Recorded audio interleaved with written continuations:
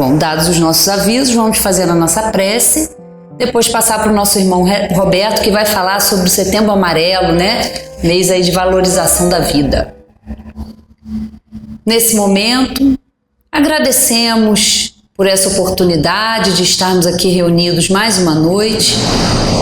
Que o nosso irmão que fará uso da palavra seja intuído e que todos nós aqui essa noite presentes, encarnados, os nossos irmãos desencarnados, também possam aproveitar esse momento de conhecimento e de reflexão. Graças a Deus e que assim seja. Com vocês, Roberto. Boa noite, minhas irmãs, meus irmãos. Que a paz do nosso Mestre Jesus possa nos envolver, nos dando a tranquilidade, o bom ânimo nessa noite de domingo. Eu queria passar para vocês alguma coisa a respeito de setembro. Tá desligado? Não, esse aqui tá ligado. Tá tudo ligado. Então, tá baixo? Tá baixo? Melhorou? Muito tá distante? Isso. Vai. Mas agora melhorou? Tá ligado ali. Você tá ligado. Tá dando para ouvir direitinho aí? Beleza.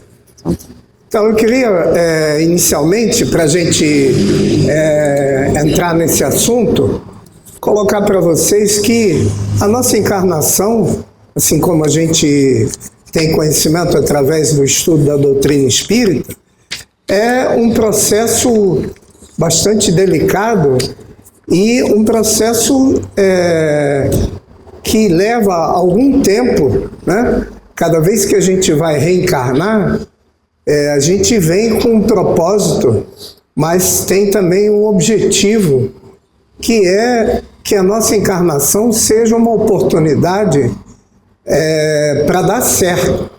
Ninguém encarna se não tiver pelo menos 51% de possibilidade de dar certo.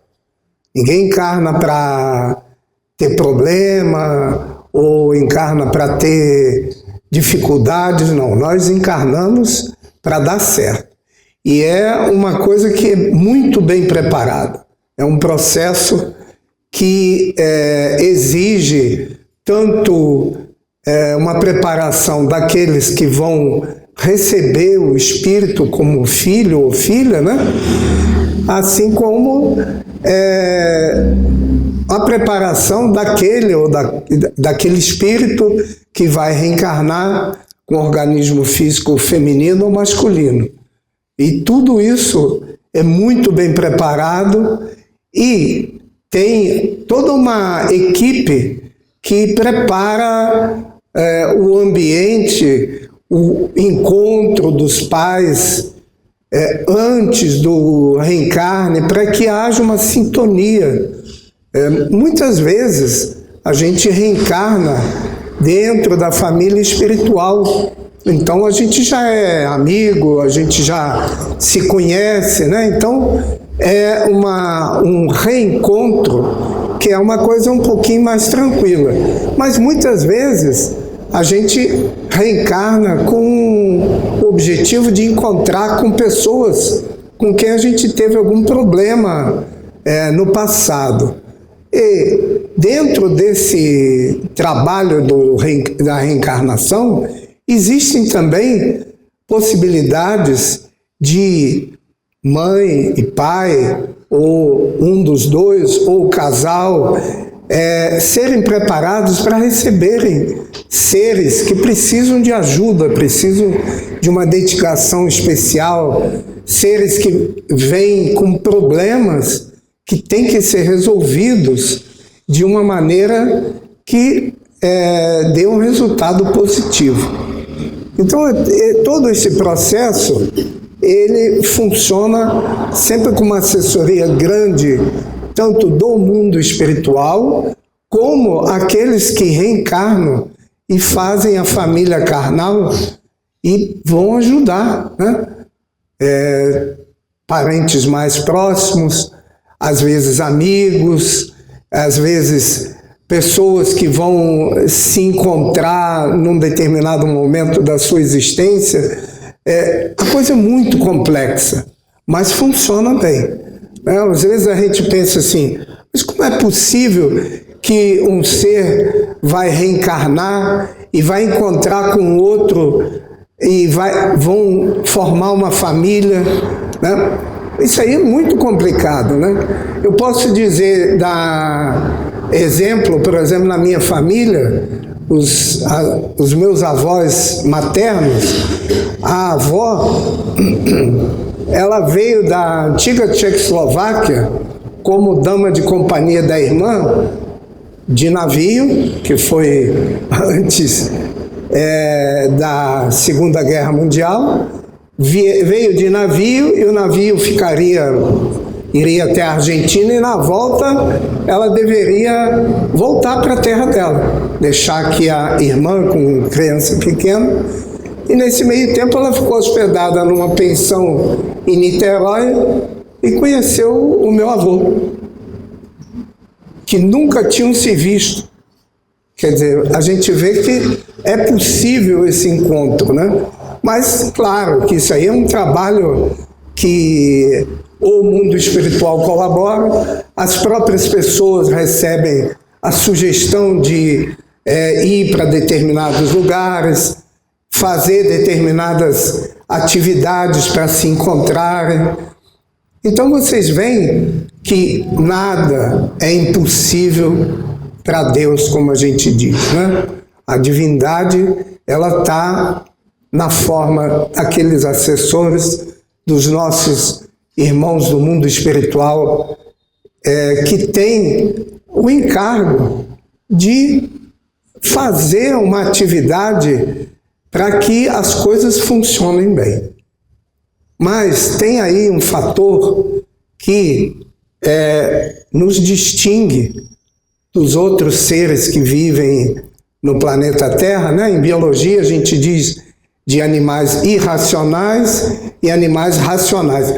Por incrível que pareça, nós somos classificados como animais racionais.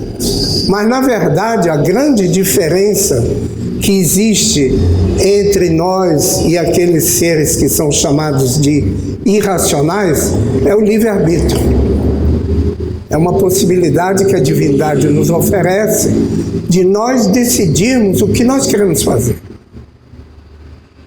E o livre-arbítrio, ele é, ao mesmo tempo, um problema muito grande para nós, né?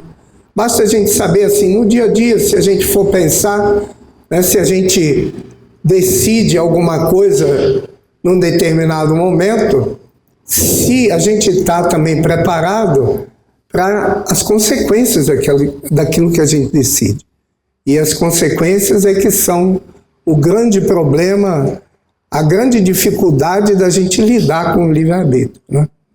Porque a gente está preparado a fazer o que a gente quer, mas não está preparado ainda a sofrer as consequências daquilo que a gente decidiu fazer. E dentro dessas coisas que a gente decide fazer, muitas vezes a gente toma decisões que têm consequências muito sérias. O Livro dos Espíritos, Kardec pergunta ao mundo espiritual se tudo aquilo que acontece conosco durante uma encarnação se tem ligação com problemas que a gente fez em outras encarnações. E o mundo espiritual diz que, na maior parte das vezes, são decisões tomadas naquela encarnação que nos complicam a nossa vida. Claro que tem influência de outras encarnações, mas a maior parte das vezes os nossos problemas são causados por decisões na atual encarnação. E aí, quando a gente vai ver isso, nós vamos ver que lá na época quando Jesus esteve entre nós, quando nas bem-aventuranças ele falou: bem-aventurados os aflitos, né? É muito difícil da gente entender como é que pode Jesus achar que alguém que tenha aflição, é bem-aventurado. Mas é que, claro, Jesus, como vendo as possibilidades muito, muito à frente, como, vamos dizer assim, governador do planeta Terra, e nos conhecendo profundamente, ele já colocou isso porque ele sabia que a aflição é um modo de nós entrarmos no caminho daquilo que ele sugeriu para nós, que é justamente deixar a vida que a gente tem, que a gente não tinha grandes preocupações, e começar a refletir a respeito de: será que essa vida que eu estou levando é realmente benéfica para mim a longo prazo? Então as aflições são justamente o mecanismo que fazem com que a gente, vamos dizer assim, pare para pensar a respeito de como nós estamos vivendo. E por isso que Jesus, na época, disse a respeito das aflições. Porque, infelizmente, nós ainda, no estágio que nós estamos, a aflição é uma necessidade para que a gente faça essa reflexão a respeito da vida. E a aflição é uma coisa muito particular. A aflição é uma coisa que a gente não pode classificar, porque coisas que para uma pessoa são problemas, para outras pessoas são oportunidades. Essa semana mesmo, quando eu estava pesquisando a respeito da palestra, eu vi na internet, tem a BBC, né, que é o jornal em inglês, mas em português, e lá trazia que ainda existem estudos que não conseguem determinar por que pessoas são continuamente otimistas. Elas sempre olham, né, o copo d'água, se você puder me dar um pouquinho, eu agradeço. O copo d'água como não meio vazio, mas meio cheio. Por que existem pessoas que imaginam que o copo d'água está sempre meio cheio e outras pessoas estão sempre pensando que o copo d'água está meio vazio? Que é o que a gente costuma dizer a respeito das pessoas otimistas e as pessoas pessimistas, né?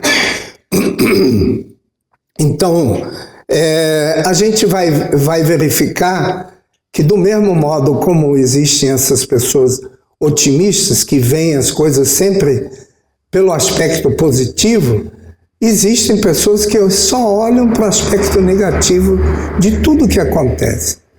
E nos tempos atuais, a gente recebe informações de uma quantidade tão grande de informações que nem interessam realmente para nós, porque não mudam nada no nosso dia a dia.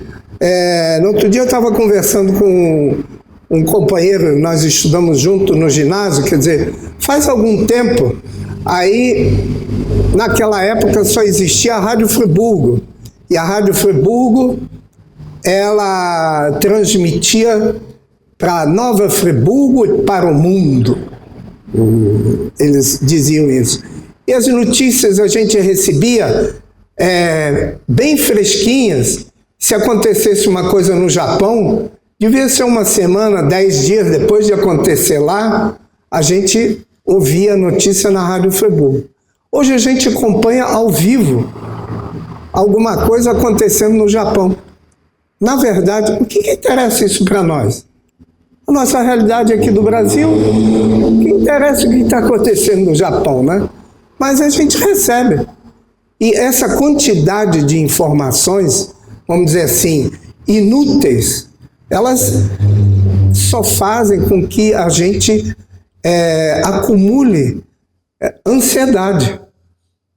Porque a gente fica pensando a respeito de assuntos que não tem nada a ver com o nosso dia a dia.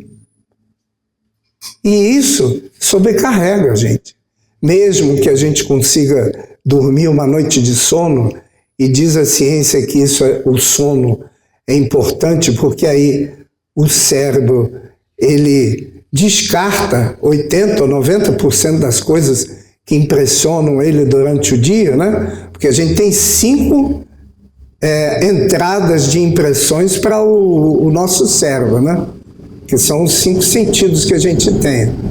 Então esses 5 sentidos colocam um monte de informação no cérebro e disso 80%, 90% não adianta nada para nós, a não ser aquilo que a gente realmente estudou naquele dia, ou que seja importante para o nosso trabalho, ou para a nossa atividade de maneira geral.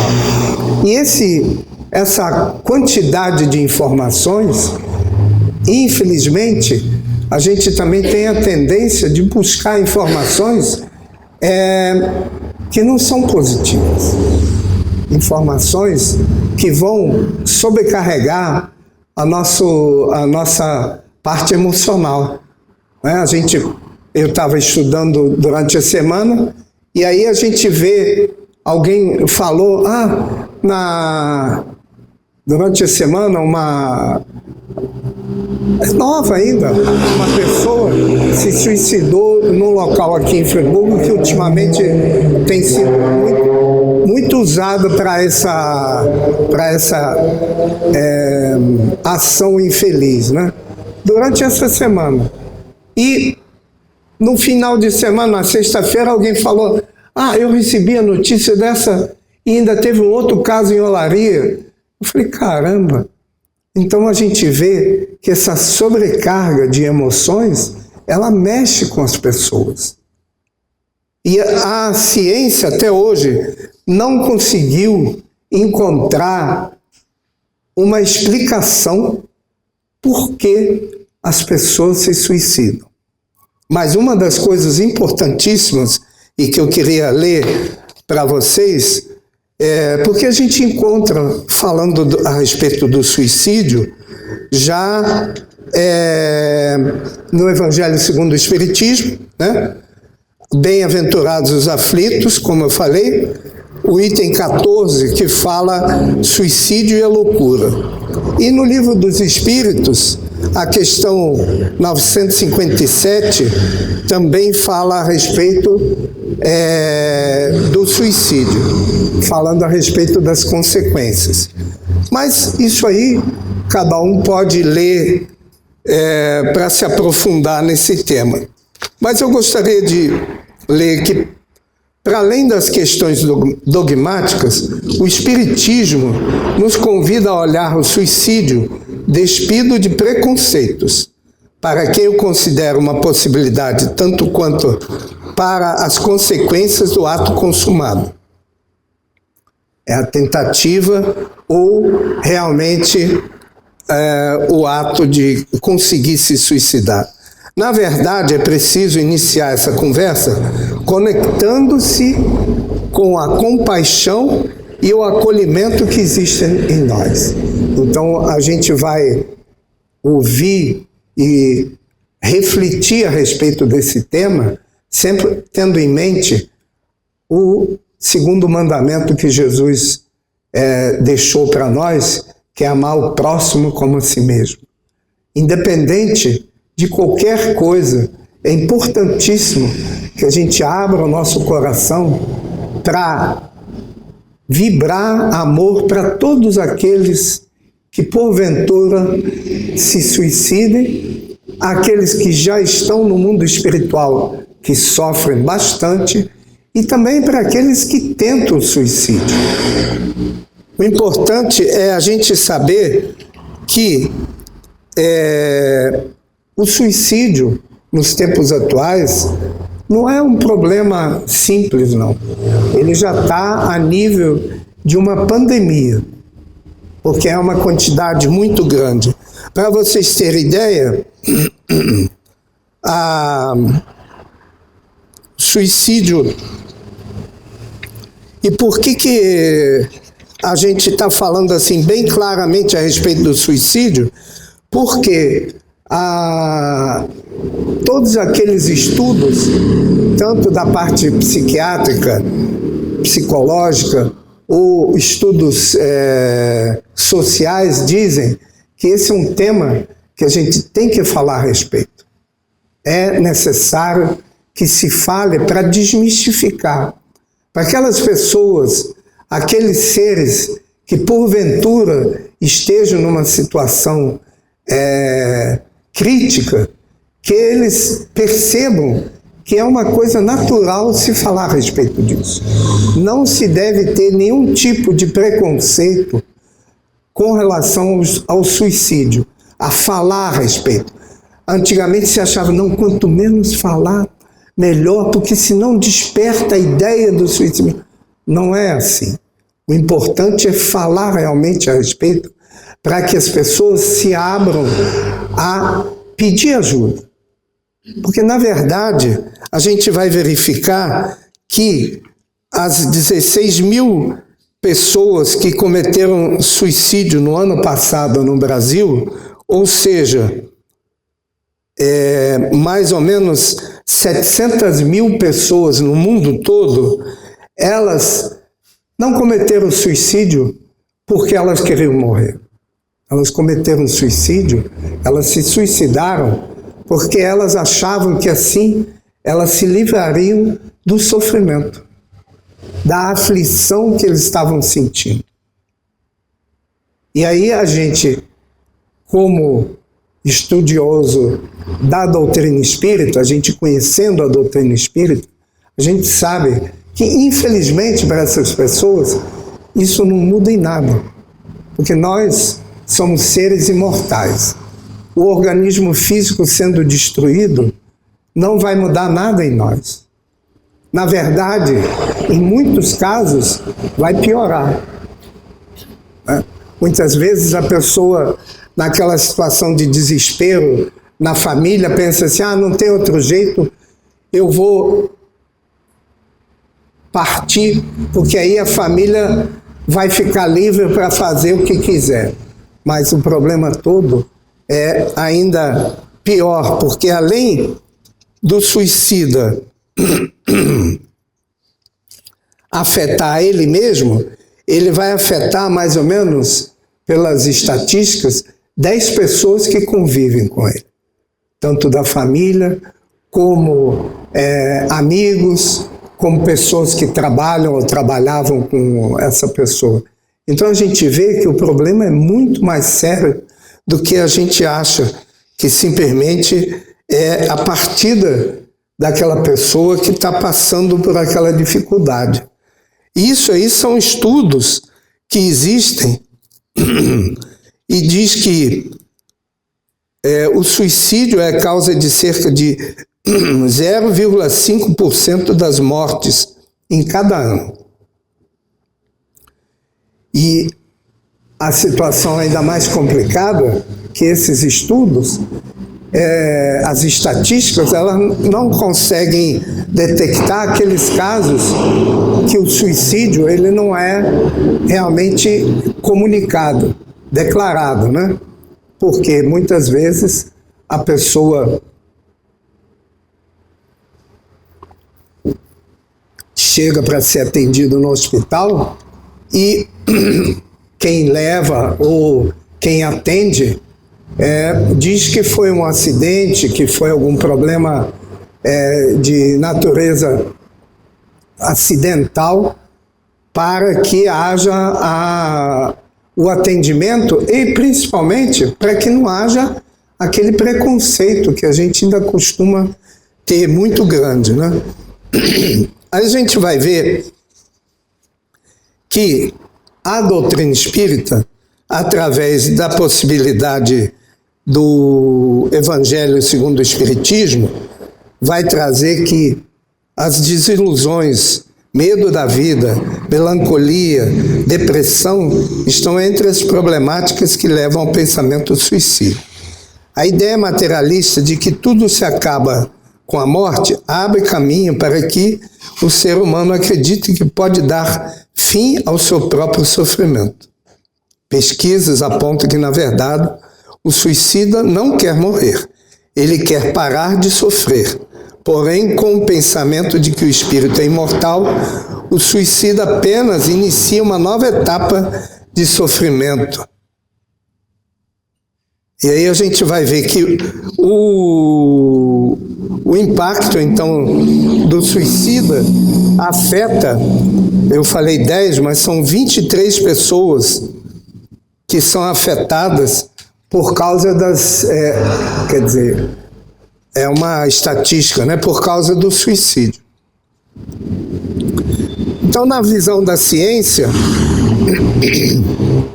uma pesquisa da Organização Mundial de Saúde aponta que a maior causa de suicídio seria a depressão, desequilíbrios neuropsíquicos, fatores ambientais, socioeconômicos, genéticos e familiares, como exclusão, dependência química, desesperança e traumas emocionais, transtorno bipolar, esquizofrenia, anorexia e desvios de personalidade. A gente vai ver que quando Kardec pergunta ao mundo espiritual a respeito das questões do suicídio, eles vão dizer aqui que é certo que a maioria dos casos se deve à comoção produzida pelas vicissitudes que o homem não tem a coragem de suportar.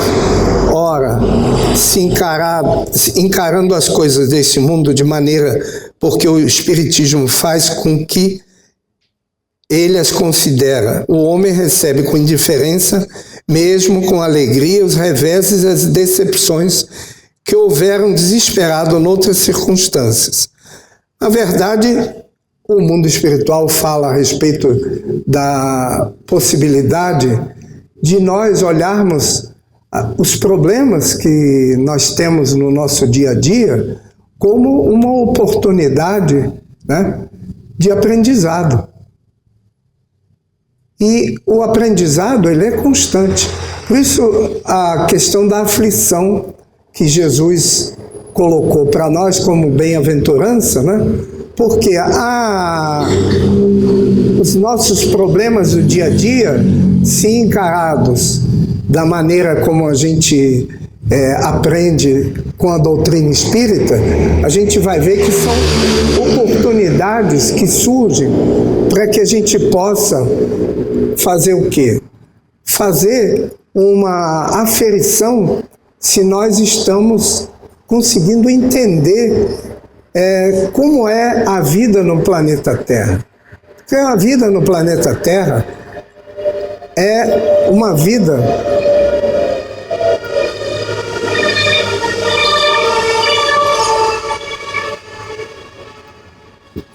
vida de problemas, de dificuldades. Porque nós estamos ainda numa etapa bastante inicial da nossa caminhada. O planeta Terra e nós, os habitantes, nós estamos, vamos dizer assim, na segunda etapa na escala das dificuldades, do progresso em direção à perfeição. Então, a gente vai perceber que no planeta Terra as dificuldades, elas são uma coisa normal. Não deveria ser uma preocupação que levasse a gente a ter reações como o suicídio. Mas é claro que justamente essa dificuldade surgida por causa da nossa imperfeição faz com que a gente olhe muitas vezes os problemas como insolúveis. Mas justamente a colocação de Jesus com relação às bem-aventuranças é para que a gente tenha a percepção de que os problemas, eles não são insolúveis. Todas as nossas dificuldades têm prazo de validade. Todas elas têm o objetivo de nós podermos nos melhorar nessa caminhada que nós estamos. E termos a certeza de que, como a nossa encarnação é para dar certo, os problemas, eles não são insolúveis. Os problemas estão ali para que a gente possa se fortalecer. Não com vistas à atual encarnação, mas com vistas à nossa vida como seres imortais. A gente vai ver que, mesmo na época de Kardec, ele diz aqui na Revista Espírita de maio de 1862, já existia uma preocupação com relação ao suicídio na França, naquela época, né? E a gente já está numa situação, vamos dizer assim, bem melhor do que em 1862, mas as dificuldades com relação ao suicídio continuam. Continuam porque a gente ainda tem muita dificuldade em olhar as coisas sob esse aspecto positivo, esse aspecto de aprendizado. O Espiritismo, continua aqui no Evangelho segundo o Espiritismo, no item 17, ainda produz sob esse aspecto outro resultado igualmente positivo e, talvez, mais decisivo. Apresenta-nos os próprios suicidas a informar-nos da situação em que se encontram. Então a gente vai ver que no Livro dos Espíritos, tanto no Evangelho segundo o Espiritismo, como também na Gênese, vem relatos de irmãozinhos que se suicidaram e trazendo qual foi a experiência que eles tiveram no mundo espiritual. A gente tem obras hoje em dia, várias obras psicografadas também falando a respeito disso. Uma das obras que eu achei muito interessante, que fala a respeito do suicídio, Memórias de um Suicida, e o personagem principal, ele era um escritor famoso em Portugal, e ao ficar cego, ele não aguentou, que ele se sentiu humilhado de ter que depender dos outros para poder continuar o dia a dia dele. E com isso ele optou pelo suicídio. Se a gente parar para pensar assim, a gente talvez pense assim, mas isso aí pode ser um motivo? Então a gente percebe que os motivos são muito pessoais, né? Então, mas o relato que ele traz nesse livro, e que é para nós um consolo muito grande, é que existe todo um trabalho no mundo espiritual de atendimento para os suicidas desencarnados, e é um trabalho que, além de atender os suicidas desencarnados, ainda atende e acompanha as reencarnações. Porque todos aqueles irmãozinhos que se suicidaram em determinado momento, ao reencarnar, e a gente vai ver que a ciência diz que existem fatores genéticos que levam a pessoa a tentar o suicídio. Quando a gente vê isso, a gente vê que, na verdade, esse fator genético, ele é criado pelo espírito ao reencarnar, né? Porque o espírito, na hora que ele vai reencarnar, ele imprime naquele organismo físico que ele vai receber todas a vibração, todo aquele magnetismo que ele tem. Então, imprime aspectos positivos e negativos. E a gente vai ver, então, que todos esses irmãozinhos que reencarnam tendo se suicidado numa outra encarnação, eles têm assistência do mundo espiritual para que consigam ter sucesso na encarnação. Então é muito interessante a gente saber, principalmente ter essa certeza de que a gente nunca está só nessa caminhada, independente se a gente tem algum problema com relação ao suicídio ou alguma outra coisa que a gente veio resolver na determinada encarnação, a gente tem essa certeza de que a gente está sempre acompanhado para que a nossa encarnação tenha sucesso.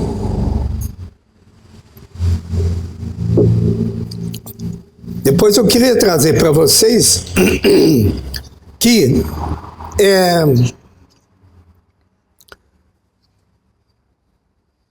todas as formas mais eficazes de fornecer auxílio e ajuda para alguém que está pensando em suicídio é o diálogo, a escuta, sem julgamentos. Não é necessário concordar ou achar certo ou achar errado, mas sim validar a dor do outro e compreender quão difícil aquilo é para aquela pessoa, pois não temos como julgar a intensidade dessa dor. Esse aí é uma psicóloga que é especialista em casos de suicídio. Por que eu estou colocando isso? Porque na nossa caminhada, muitas vezes, a gente vamos dizer assim, tem a oportunidade de ter alguém que precisa de ajuda, precisa conversar. Não que a gente vá achar que, então é um caso de suicídio. Não, para a gente estar aberto, que a caridade, ela não é uma coisa difícil, mas que a gente precisa ter a visão de quando é que tem a possibilidade de a gente fazer a caridade. Porque muitas vezes a gente acha que a caridade precisa uma ação nossa. Às vezes não, às vezes é simplesmente só a gente estar atento para poder ouvir. Às vezes um ouvido atento é uma possibilidade grande de caridade. É disso que ela está falando. E a pessoa, às vezes, ela não precisa conselho, ela só precisa conversar, ela só precisa colocar para fora aquilo que ela está sentindo naquele momento. E isso aí é uma coisa que a gente tem possibilidade de fazer, se a gente estiver atento de que isso aí é um modo de a gente ajudar a pessoa, de ouvir aquilo que ela tem para dizer. Um outro instrumento muito importante, e que eu, inclusive, gostaria de deixar já para nós fazermos ao final aqui, quando a Valéria fizer a prece, a gente ter em mente do poder da prece. Essa vibração que deve partir. É lógico que a gente precisa ainda, para poder fazer a prece, a gente precisa colocar palavras, né? Mas a vibração, ela deve partir do coração, que é aonde está o nosso, vamos dizer assim, simbolizado o nosso sentimento. Mesmo que a gente use palavras, a gente vai colocar o coração vibrando para essa prece. Então, a prece, de maneira geral, é um modo que nós podemos ajudar e podemos ser ajudados. Porque muitas vezes a gente imagina que a prece tem um lugar especial para a gente fazer, um momento especial.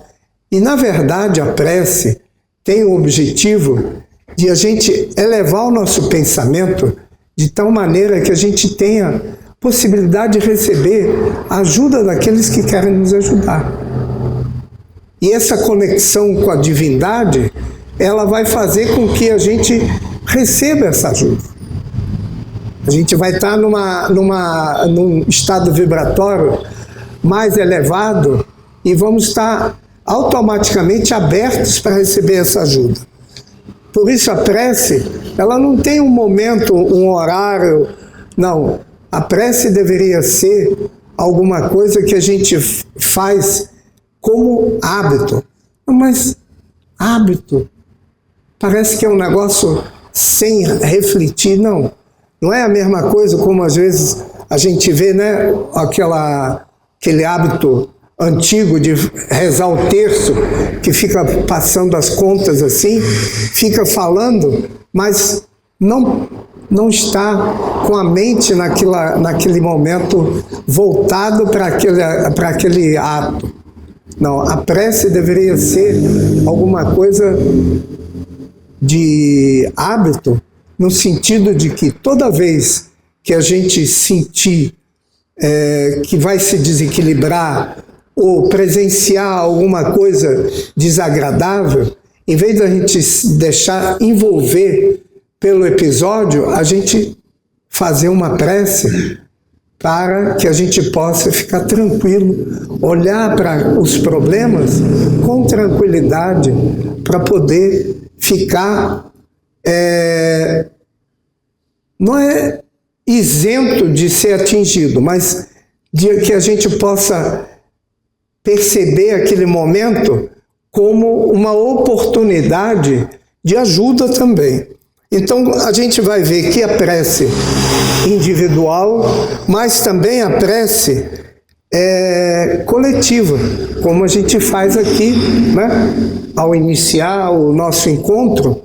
Porque quando a gente faz a prece ao iniciar o nosso encontro, é para que a gente possa se conectar com o mundo espiritual superior, para que a gente possa oferecer o que nós temos de melhor e também receber o que nós precisamos. E ao final, do mesmo modo, porque a gente vai estar harmonizado e nesse momento a gente vai poder ajudar aqueles que precisam de ajuda. E a prece nesse momento em prol, principalmente desses seres que infelizmente tomaram essa decisão de fazer o suicídio, é muito importante.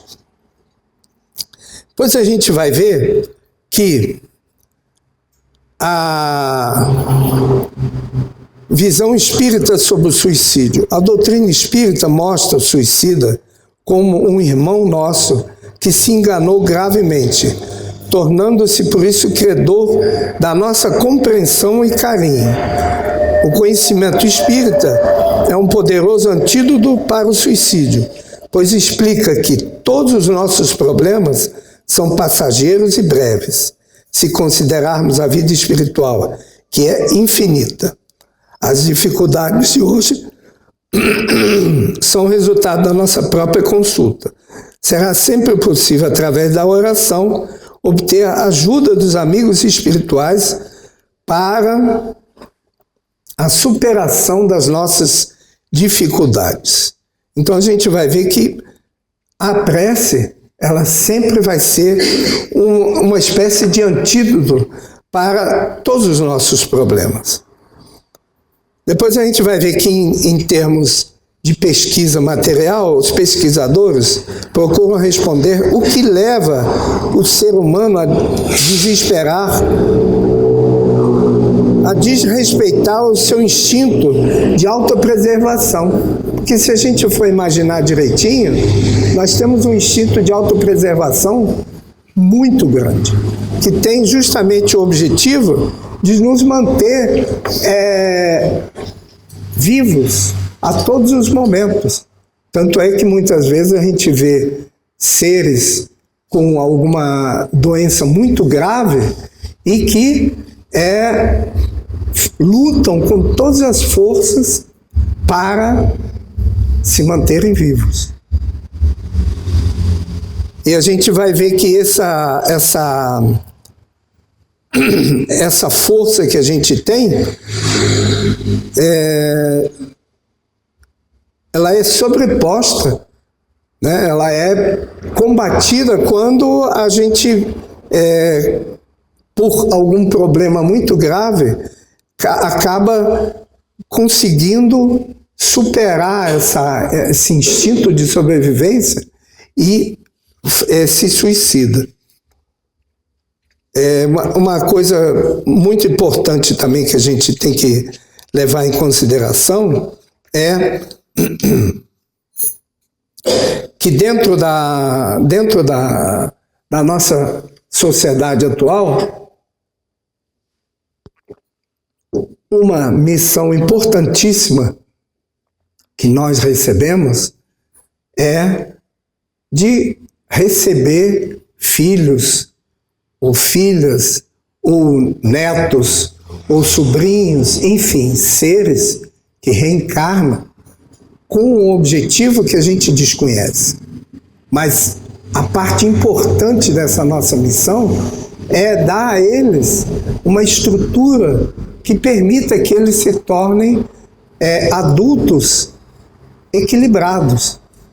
Se a gente for imaginar que a gente recebe a responsabilidade de um ser que vai ficar sob nossa tutela, e esse ser vem resolver alguma coisa, e para ele resolver isso, ele precisa ser um adulto equilibrado, então é uma responsabilidade muito grande. A gente não sabe o que esse ser tem para fazer, mas com certeza precisamos. E aí, uma psicopedagoga espanhola também deu uma entrevista e ela diz que um dos grandes problemas hoje em dia é que as famílias, elas encolheram muito.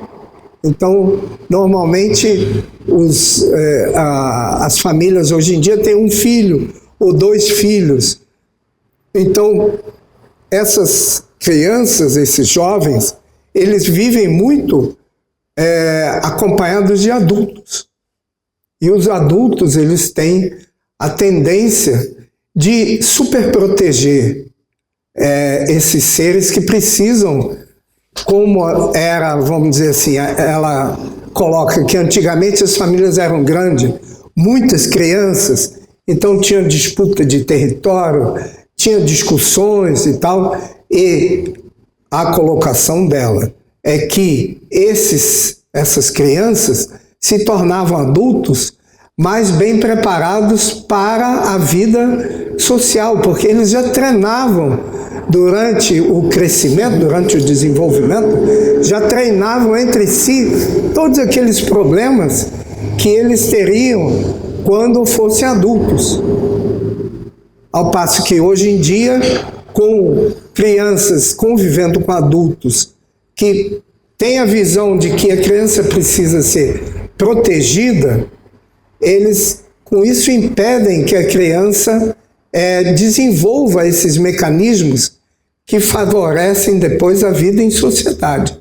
Então, esse adulto que não teve esse treinamento, vamos dizer assim, durante a sua evolução até ser adulto, ele tem dificuldade de lidar com os reveses, com os problemas que são normais, né?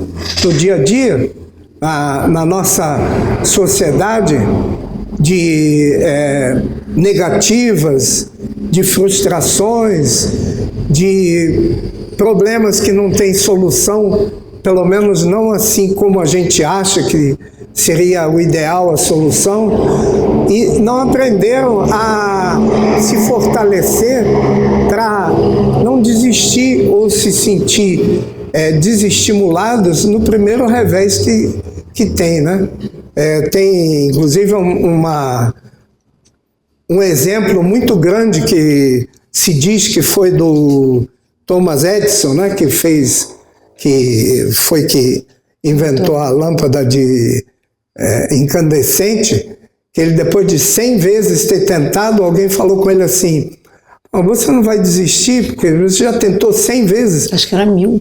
Acho que foi 1000. Acho que foi sei lá. Vezes. Enfim, 1000 vezes. Tentou um monte de vezes e ele disse: não, eu sei que essas 1000 vezes eu não vou repetir.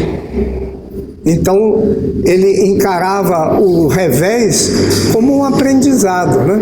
Então, para nós que somos, vamos dizer assim, adultos, é muito importante essa visão de que os reveses, as dificuldades, os problemas que nós temos no nosso dia a dia, que, como eu disse, no planeta de provas e expiações é uma coisa normal, que isso aí são modos de a gente poder eliminar aquele problema que a gente tem, de a gente eliminar que aquele a gente não vai passar novamente, porque a gente já sabe que aquilo não dá para fazer.